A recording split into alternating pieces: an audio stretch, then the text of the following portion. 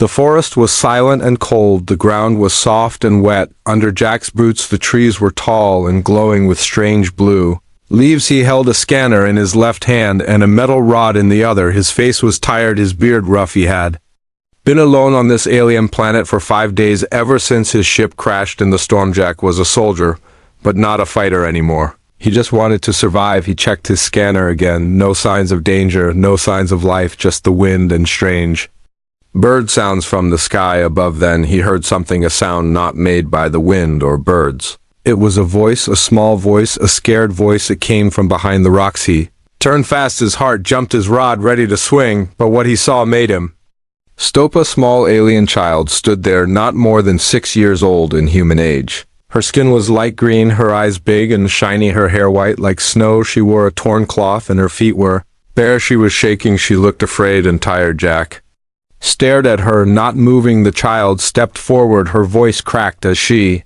spoke. Please, human, my mom's caught in a trap. Jack blinked, confused. He looked around again to see if someone was hiding. Maybe it was a trick, maybe she was bait, but there was no one else, only this child, her eyes full of fear, her hands open as if begging. He lowered his rod a little, but still kept his distance. Who are you? He asked, his voice low. What do you mean by trap? She took a few steps forward, her legs weak, like she could fall at any moment. She pointed to the west, where the hills curved and shadows danced in the deep fog. She said again, please, she's hurt, she can't move. It's an old metal trap, it closed on her leg, and I can't open it. I really tried. Jack looked at her face. It was wet with tears, real tears, not fake. Her knees had dirt, her hands had cuts. She had been running alone for a while. Something inside Jack moved. Maybe it was his old human side, the one he had buried after losing his team. Maybe it was her voice. Maybe it was the fear he saw in her eyes.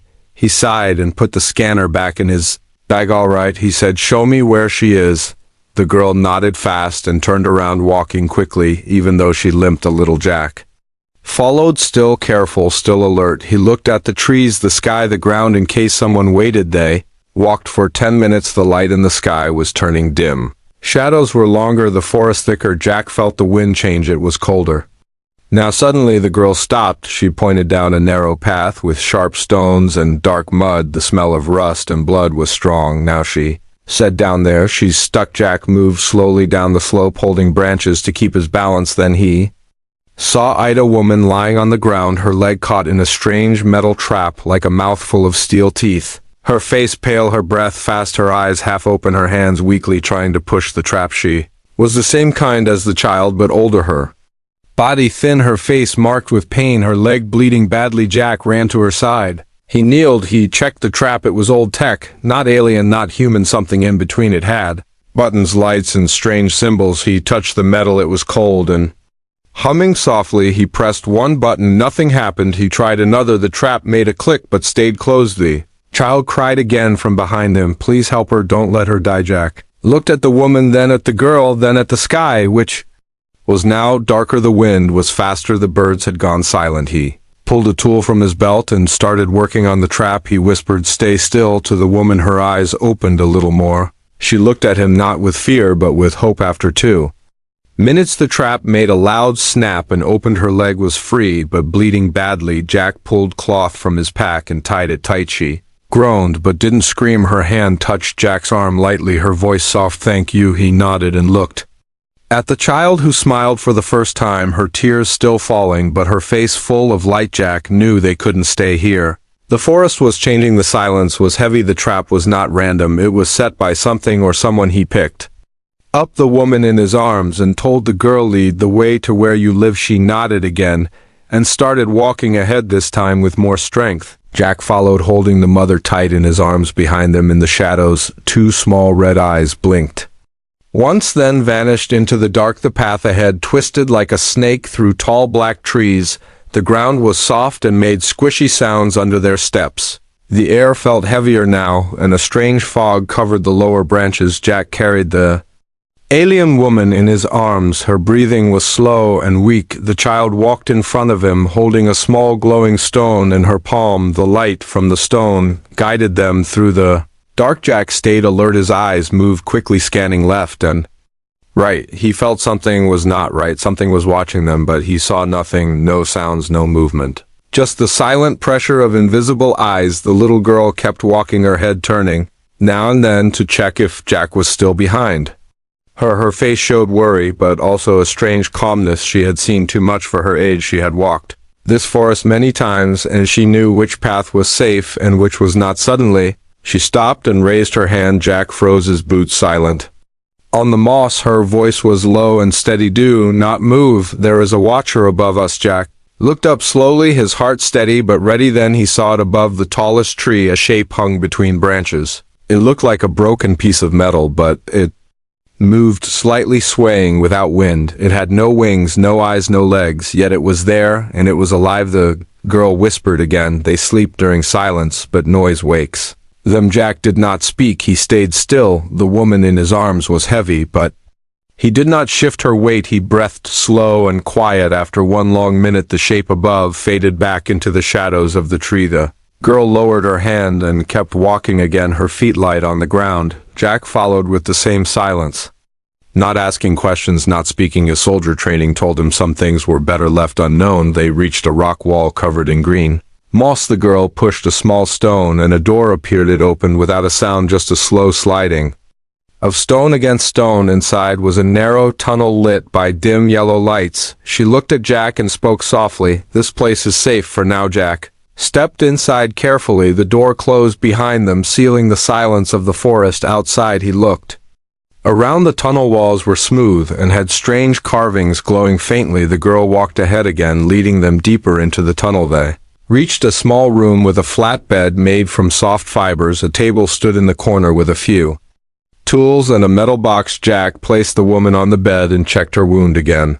It was still bleeding, but slower now. He pulled out a small injector from his belt and pressed it into her arm. The medicine inside would slow infection and give her some strength. The girl stood near the table, watching him. Her fingers played with the edge of her sleeve, her voice low again. You are not like the others who passed through this world. Jack looked at her, his face calm, but inside his mind raced. What did she mean? Who else came here? How many more were out there? He asked her, where is your father? She looked down, her eyes dim, her voice barely a whisper. He left before I was born. My mother said he was not from this world. Jack said nothing, but his heart felt a strange beat. He thought of the tech in the trap, the carvings on the walls, the strange energy in the forest, and now the child who walked like she belonged here, yet said things that felt too old for her. As the woman on the bed opened her eyes slowly, her voice dry but full of effort. Thank you for helping my daughter. You have done what others refused. Jack nodded and asked, who set the trap? Why would someone hurt youth? Woman looked at the girl, then back at Jack. Her face grew hard, her voice colder. There are hunters. They search for blood. They use old machines left by the first ones to catch us. We hide, but sometimes they find us. Jack frowned and asked, first ones? Do you mean aliens from long ago? She shook her head slowly. Not aliens, not strangers, your kind, the first humans who came here long before you. Jack felt his breath stop for a second. He had studied human expansion in space. No record mentioned this planet. No log said humans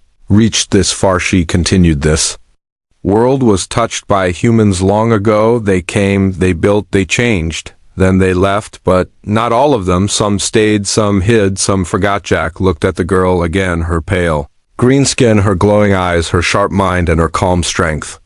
Something inside clicked like a missing piece of puzzle. He whispered, you are part human. The woman did not answer. The girl just stared at the wall, her face unreadable. Before Jack could speak again, a loud click echoed through the room. The yellow lights blinked twice, then turned red. The stone wall behind them started to vibrate. The girl turned to Jack, her eyes wide with fear.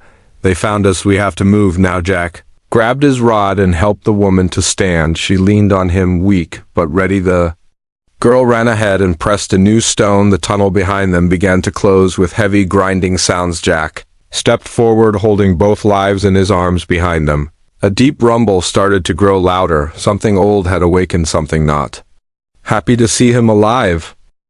The tunnel behind them roared with sound. The stones trembled under their feet. The red lights flashed faster as the alarm grew louder. Jack held the injured alien woman in his arms, her head resting against his chest, her body cold but breathing. The little girl ran ahead, her hands glowing with a soft light, guiding the way through the maze of underground paths. The air was thick and dry, the walls pulsing with strange symbols. The ground uneven and cracked. Jack moved quickly despite the weight. In his arms, his eyes sharp, scanning every shadow, every corner, every crack where danger could hide suddenly. The wall to their left cracked open and a long metal leg reached through, thin and sharp. Like a spear, Jack jumped back, pulling the woman. With him, the girl turned and screamed a word in her language, and the metal leg froze for a moment before retreating into the wall. "They are awake now," the girl said, her voice shaking. "They will not stop until they find us." Jack nodded without speaking.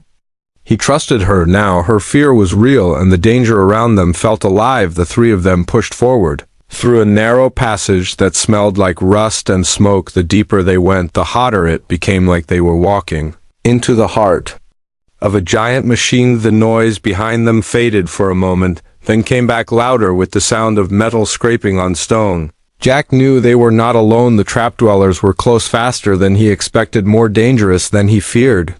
The girl pointed to a small crack in the wall they slipped through just before a group of thin, spider-like machines crawled past their old tunnel, clicking and scanning with red glowing eyes. They did not see the humans hiding in the dark, but Jack knew it was only a matter of time this way. The girl whispered and led them into a circular chamber filled with broken screens and old wires. The walls were covered with human writing mixed with alien symbols. Jack placed the woman down on a soft pile of cloth and took a deep breath. "We need to slow the bleeding," he said, his voice quiet but firm. The girl opened a box nearby filled with herbs and small vials of glowing liquid. She handed him one with green fluid. He poured it gently on the wound and watched as the skin began to close slowly. The woman moaned, but did not wake. Her breathing grew steadier, her body no longer trembling. "You saved her," the girl said, her eyes wide and thankful. Jack looked at the child and then at the walls. This place was not just a hiding spot. It was once a control room, maybe built by humans, maybe taken over by others.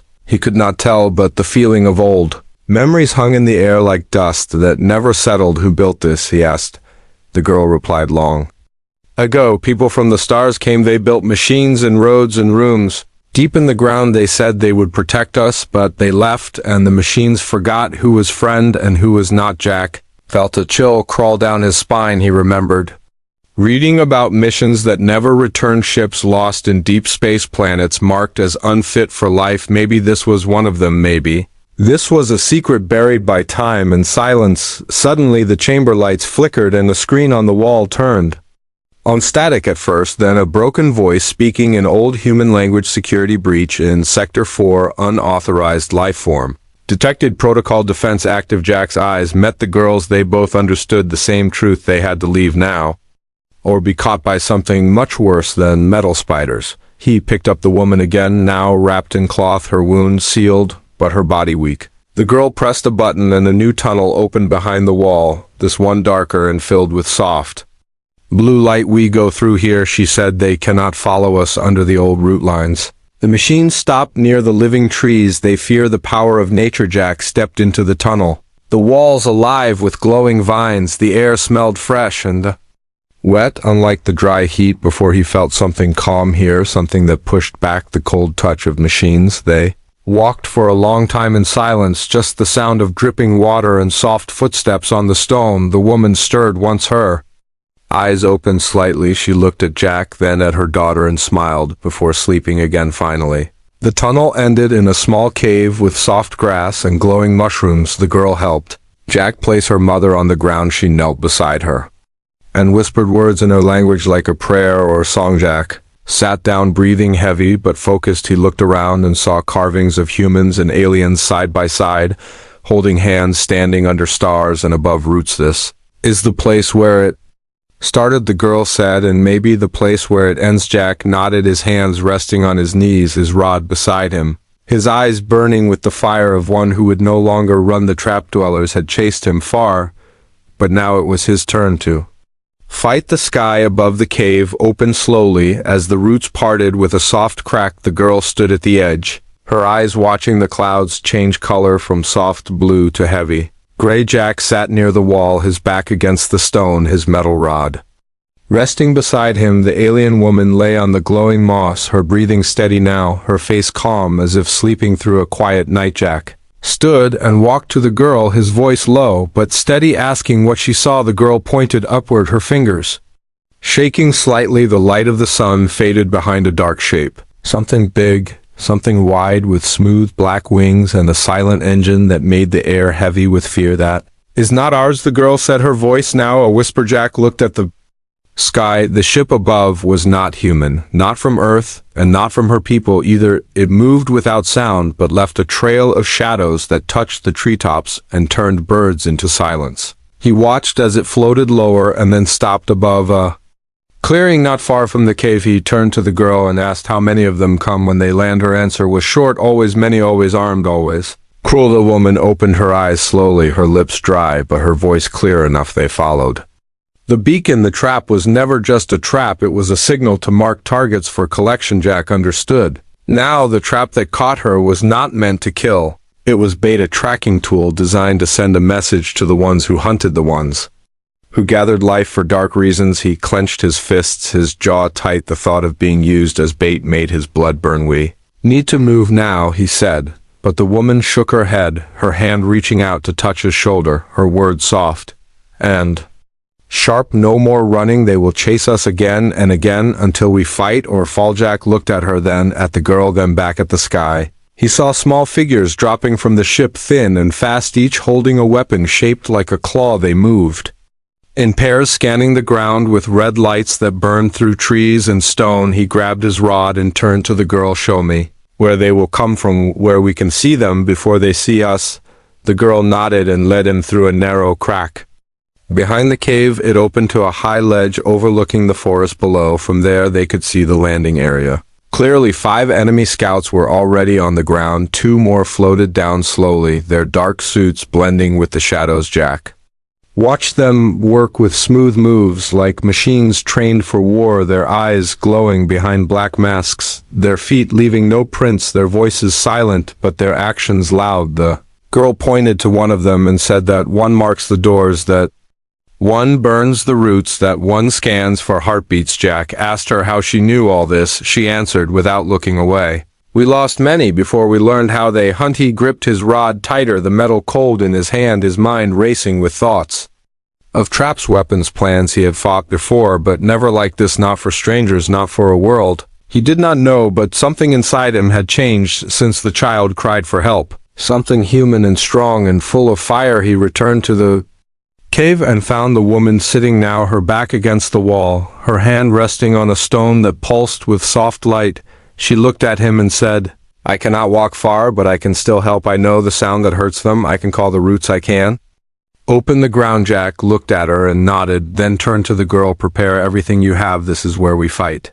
They worked quickly. The girl placed glowing stones along the tunnel. The woman whispered to the cave walls, her voice singing in broken rhythms. The air changed, the light shifted, the ground moved slowly under their feet. Jack stood at the entrance, his eyes on the trees, his ears catching every step, every whisper of the wind. He saw the first scout near the edge of the clearing, its red eye blinking, its weapon scanning. He waited for the right moment, not early, not late, just the breath between silence and attack. Then he moved fast and silent, his rod striking with the power of purpose. The scout fell without a sound, the rod buzzing with energy. The girl triggered the first stone and the ground opened, swallowing 2 more enemies into the glowing roots below. The woman raised her hands and the walls of the cave screamed with sound, a high note that made the black suits shake and crack. The last scout turned to run, but the trees closed in like arms of the forest, holding him tight. Jack breathed deep and looked around. The silence returned, the shadows faded, the enemy ship above began to rise and drift away without its hunters, without its prize. They had won the first fight, but they knew more would come. They had made a choice and there was no turning back now. The sky above the cave opened slowly as the roots parted with a soft crack. The girl stood at the edge, her eyes watching the clouds change color from soft blue to heavy gray. Jack sat near the wall, his back against the stone, his metal rod resting beside him. The alien woman lay on the glowing moss, her breathing steady now, her face calm as if sleeping through a quiet night. Jack stood and walked to the girl, his voice low but steady, asking what she saw. The girl pointed upward, her fingers shaking Slightly, the light of the sun faded behind a dark shape, something big, something wide with smooth black wings, and a silent engine that made the air heavy with fear. That is not ours, the girl said, her voice now a whisper. Jack looked at the sky. The ship above was not human, not from Earth and not from her people. Either it moved without sound but left a trail of shadows that touched the treetops and turned birds into silence. He watched as it floated lower and then stopped above a clearing. Not far from the cave, he turned to the girl and asked how many of them come when they land. Her answer was short: always many, always armed, always cruel. The woman opened her eyes slowly, her lips dry, but her voice clear enough they followed the beacon. The trap was never just a trap, it was a signal to mark targets for collection. Jack understood. Now the trap that caught her was not meant to kill it, was bait, a tracking tool designed to send a message to the ones who hunted, the ones who gathered life for dark reasons. He clenched his fists, his jaw tight. The thought of being used as bait made his blood burn. "We need to move now," he said, but the woman shook her head, her hand reaching out to touch his shoulder, her words soft and sharp: "No more running. They will chase us again and again until we fight or fall." Jack looked at her, then at the girl, then back at the sky. He saw small figures dropping from the ship, thin and fast, each holding a weapon shaped like a claw. They moved in pairs, scanning the ground with red lights that burned through trees and stone. He grabbed his rod and turned to the girl. "Show me where they will come from, where we can see them before they see us." The girl nodded and led him through a narrow crack behind the cave. It opened to a high ledge overlooking the forest below. From there they could see the landing area clearly. 5 enemy scouts were already on the ground. 2 more floated down slowly, their dark suits blending with the shadows. Jack watched them work with smooth moves like machines trained for war, their eyes glowing behind black masks, their feet leaving no prints, their voices silent but their actions loud. Girl pointed to one of them and said that one marks the doors, that one burns the roots, that one scans for heartbeats. Jack asked her how she knew all this. She answered without looking away: "We lost many before we learned how they hunt." He gripped his rod tighter, the metal cold in his hand, his mind racing with thoughts of traps, weapons, plans. He had fought before, but never like this, not for strangers, not for a world he did not know. But something inside him had changed since the child cried for help, something human and strong and full of fire. He returned to the cave and found the woman sitting now, her back against the wall, her hand resting on a stone that pulsed with soft light. She looked at him and said, "I cannot walk far, but I can still help. I know the sound that hurts them. I can call the roots. I can open the ground." Jack looked at her and nodded, then turned to the girl. "Prepare everything you have. This is where we fight." They worked quickly. The girl placed glowing stones along the tunnel. The woman whispered to the cave walls, her voice singing in broken rhythms. The air changed, the light shifted, the ground moved slowly under their feet. Jack stood at the entrance, his eyes on the trees, his ears catching every step, every whisper of the wind. He saw the first scout near the edge of the clearing, its red eye blinking, its weapon scanning. He waited for the right moment, not early, not late, just the breath between silence and attack. Then he moved fast and silent, his rod striking with the power of purpose. The scout fell without a sound, the rod buzzing with energy. The girl triggered the first stone and the ground opened, swallowing 2 more enemies into the glowing roots below. The woman raised her hands and the walls of the cave screamed with sound, a high note that made the black suits shake and crack. The last scout turned to run, but the trees closed in like arms of the forest, holding him tight. Jack breathed deep and looked around. The silence returned, the shadows faded. The enemy ship above began to rise and drift away without its hunters, without its prize. They had won the first fight, but they knew more would come. They had made a choice and there was no turning back. Now the sky was quiet again, the dark ship gone, the red glow no longer burning the trees. The wind passed gently now, as if the forest was taking a long breath. Jack stood near the mouth of the cave, his rod still warm from the fight, his hands steady, his eyes searching the trees below for any sign of return. Behind him the woman sat against the wall, her eyes closed, her chest rising and falling with slow effort. The girl sat by her side, her small hand resting on her mother's arm, her head low, her breath quiet. Jack turned and walked toward them, his boots brushing against the glowing moss. The silence was calm but heavy, like the world itself was watching and waiting. He sat beside the girl and placed a hand on her shoulder. Her eyes met his. They were full of thoughts. She had not spoken since the battle, her lips tight, her face calm, but something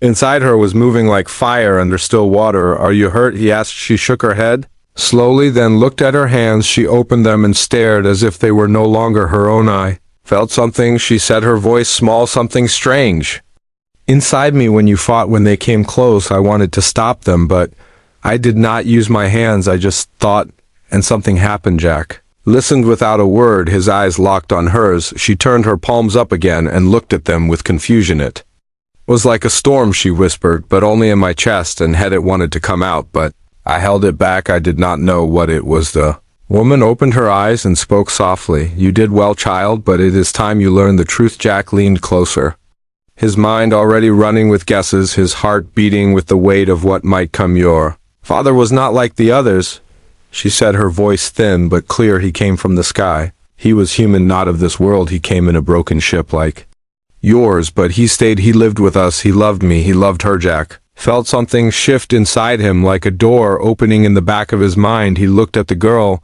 then at the woman. His lips parted, but no words came. The woman continued, "She was born from both worlds. Her blood is mixed. Her soul holds both light and machine. That is why the forest listens to her, why the roots move when she cries, why the stones glow in her hands." Jack remembered the floating stone, the tunnel that opened with her touch, the machines that stopped when she screamed. It all fit now, a puzzle finally complete. The girl looked down again, her voice full of wonder. "I never knew.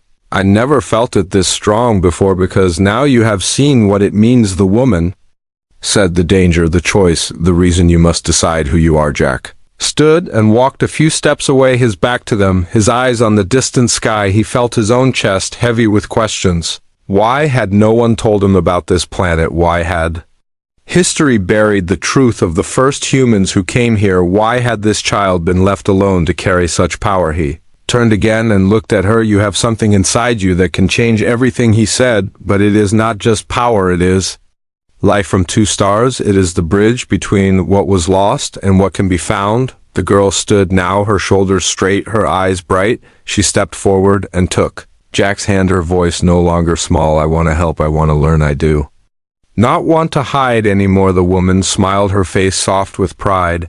Then she pointed toward the cave wall behind them. "There is something here, something he left for her in case this day came." They followed her gaze. The girl walked to the wall and placed her hand on a carved symbol. The stone shimmered and opened, revealing a small chamber with one object in the center, a silver device shaped like a seed glowing with soft blue light. She reached out and touched it, and it pulsed with warmth. Lines of light traveled up her arm into her chest, and her eyes closed for a moment. When they opened again, they were brighter than before, steady and full of knowing. "I understand now," she said. "It is not a weapon. It is a key." Jack asked, "A key to what?" "To the old place," she said, "where the first humans left their memory, where the machines were born, where the truth waits."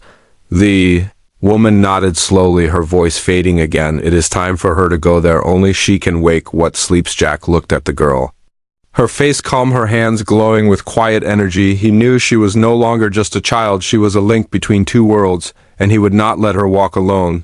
"Then we go together," he said, and picked up his rod once more. The fight was not over. It had only just begun.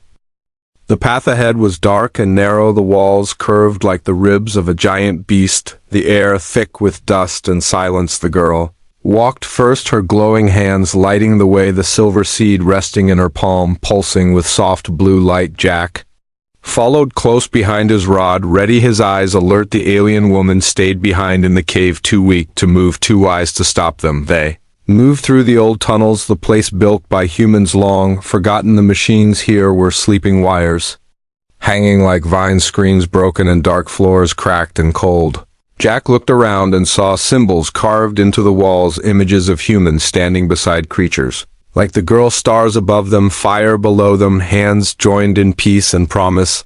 The girl stopped near a wide metal door, her breath steady, her voice calm. "This is the place. The seed must go here in the heart of the old world." Jack stepped beside her and placed his hand on the door. It was warm, not metal, not stone, something between a machine and a tree, something alive, something waiting. The girl placed the seed into a round slot on the door. The light spread through the frame. Lines of energy danced like rivers of light. The door opened slowly without sound, revealing a wide chamber filled with pillars and floating stones, the ceiling high and covered in tiny lights like stars. The air buzzed with quiet power. Jack felt it in his bones, in his blood, something old, something familiar, something human. They walked inside the seed, floating now in the air between the pillars, the lights around them growing brighter. The girl reached out and touched the seed, her eyes closed, her body glowing. Jack watched as the walls lit up with moving images of ships, of battles, of peace,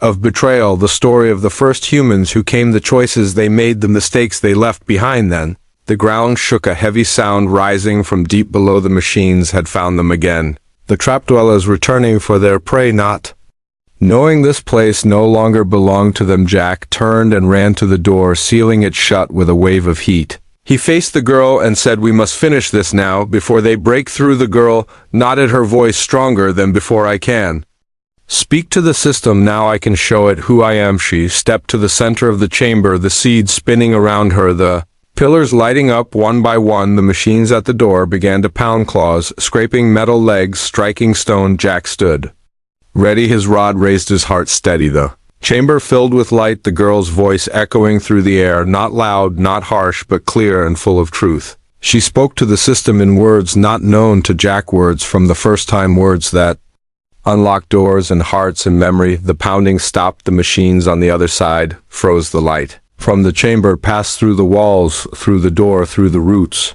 above, spreading like a wave across the land outside. The forest lit up with colors, the trees glowed, the sky turned gold. The dark ship above tried to rise, but its engines failed as roots wrapped around it, pulling it down into the earth. The trap dwellers fell to the ground, their limbs twitching, their eyes fading. They were no longer hunters, no longer weapons. The code that gave them purpose erased by the girl who carried both worlds inside her. The chamber grew calm, the light fading to soft warmth, the seed returning to her hand, now quiet, now still. The girl opened her eyes and looked at Jack, her voice soft but proud. "It is done. They will not hunt again. The system knows me now. It knows peace." Jack stepped forward and placed a hand on her shoulder. "You did it. Not just for you, not just for her, but for everyone."